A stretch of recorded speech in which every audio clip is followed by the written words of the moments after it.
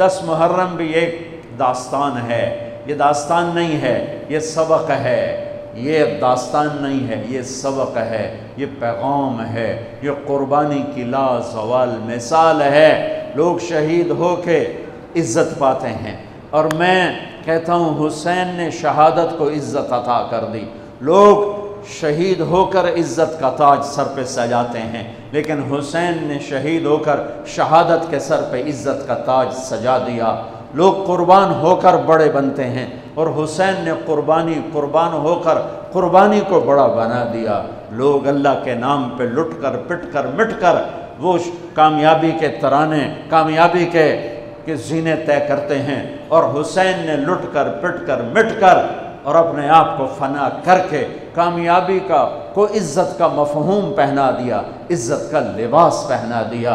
اس لیے تو میں اپنی طرف سے لفاظی نہیں کر رہا ہوں، میرے نبی نے کہا جنت کے سردار ہیں حسن اور حسین۔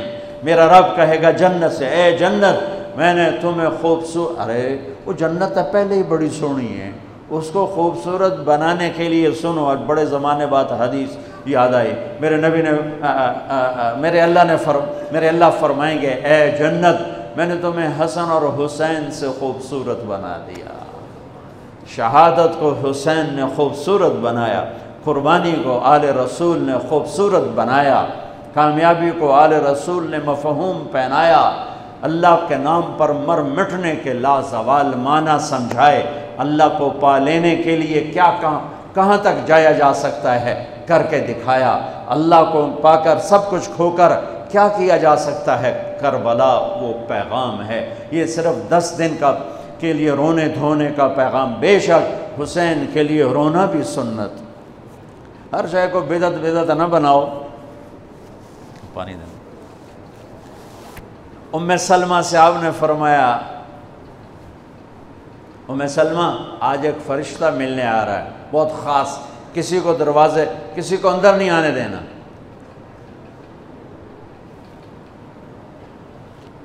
حضرت ام سلمہ پیرے پہ کھڑی ہو گئی، تھوڑی دیر میں حسین آ گئے، چھوٹے بچے معصوم ابھی، اندر جانے لگے، انہوں نے روک دیا، وہ رونے لگے، وہ روئے تو انہوں نے چھوڑ دیا۔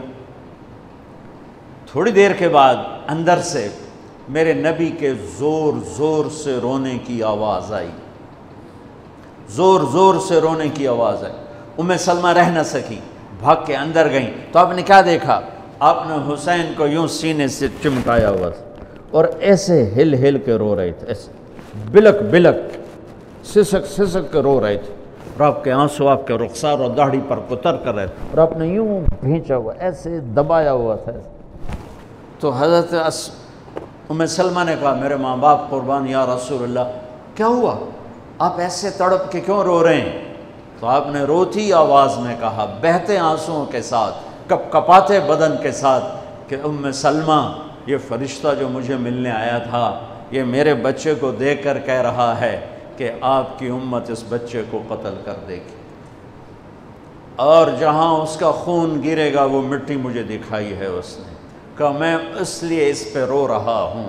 ابھی تو وہ شہید نہیں ہوئے اور رویا جا رہا ہے، تو ہم تو ان کی شہادت پہ روتے ہیں بھائی، ہم تو ان کی شہادت پہ روتے ہیں، اور یہ قیامت تک روتے رہے گی دنیا، قیامت۔ یہ اللہ کا نظام ہے، اس نے کربلا کے واقعے کو یوں کر دیا جیسے ہر سال آج ہی ہوا ہے، آج ہی حسین شہید ہو رہے ہیں، آج ہی عبداللہ کا سر کٹ رہا ہے، آج ہی زینب کی چادر کو پھاڑا جا رہا ہے، آج ہی لاشوں کو گھسیٹا جا رہا ہے۔ وہ میں حیران ہوتا ہوں، ٹیپو سلطان سرنگا پٹم میں شہید ہوئے، دشمن کون انگریز کون کافر،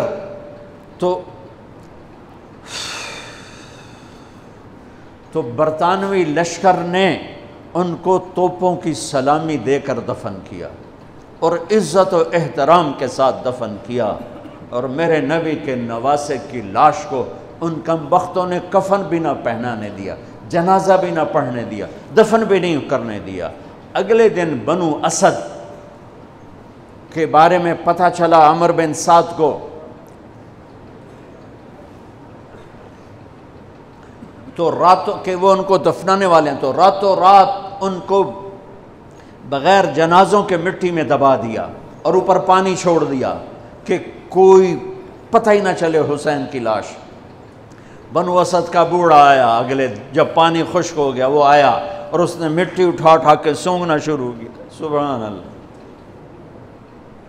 سونگ رہا ہے، سونگ رہا ہے، سونگ رہا ہے۔ ایک جگہ کی مٹی اٹھا کے سونگا تو اس میں جنت کی خوشبو تھی، تو تڑپ کے بولا یہ میرے نبی کے نواسے کی قبر ہے، یہ میرے نبی کے نواسے کی مٹی ہے، کہ وہ جنت کے سردار تھے تو قبر بھی جنت کی خوشبو پھیلا رہی ہے اس کی۔ حالانکہ بن دیکھی بات ہے، کیونکہ انہوں نے راتوں رات ان کو دبا دیا کہ ان کا جنازہ بھی نہ ہو، لعنت ہو ان کی قبروں پر، ان کی ہڈیوں پر، ان کی روحوں پر، ان کی مٹی پر، ان کی خاک پر۔ سمجھ میں نہیں آتا۔ نبی کے گھر کے کتے کی بھی ہم تو عزت کریں گے اگر آج ہمیں پتہ چلے یہ نبی کے گھر کا کتا ہے۔ ان کم بختوں کے سامنے نبی کے نواسے کھڑے تھے، نبی کی نواسیاں تھیں اور نبی کی اولاد تھی، اور ان کے دل ایسے پتھر، آنکھیں ایسی اندھی، کان ایسے بہرے کہ انہیں ایسے تلوار چلائی جیسے سامنے کوئی رومی لشکر کھڑا ہو، یا جیسے سامنے کوئی فارسی لشکر کھڑا ہو۔ اتنے عظیم ہستیاں، میں کہاں سے بیان کروں،